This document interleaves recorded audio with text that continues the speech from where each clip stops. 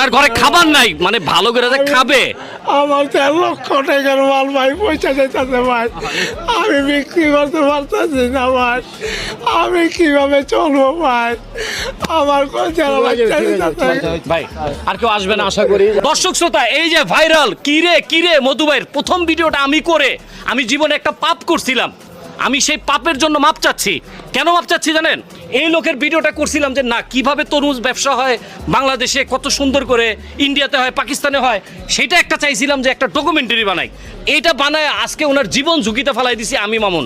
আমার আপনারা মাপ করে দিয়েন। এখন উনি চাইতেছে, এটার জন্য কি আমি দায়ী?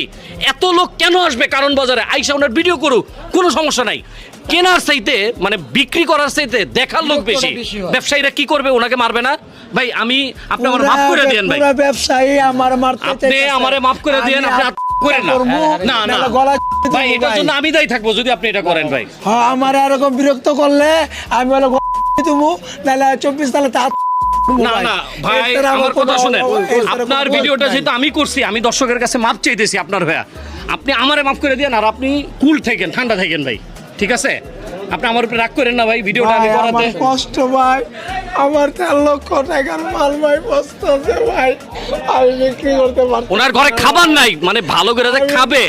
আমার 13 লক্ষ টাকার মাল ভাই পয়সা যাইতেছে ভাই, আমি বিক্রি করতে পারতেছি না ভাই, আমি কিভাবে চলবো ভাই, আমার যারা বাচ্চা দিতেছে। ভাই আর কেউ আসবে না আশা করি, আমি মনে করব। আর যদি আসে না, ডেফিনেটলি না, একটা মানুষকে বাঁচতে দিবে না, সে কি মানুষ? ডিসপ্লিন বজায় ভাই আমি ভিডিও করার জন্য আমি আসছিলাম না, আমি করছি এরকম করে। যদি আপনারা কেউ আসেন, মোবাইল নাম্বার দিয়ে দিব আপনার স্ক্রিনে, আমার সাথে বা স্ক্রিনে ভাইয়ের নাম্বার দিয়ে দিব, ফোন দিয়ে আইসেন। এই লোকে যদি ফ্রি থাকে আপনাদের ভিডিও দিবে।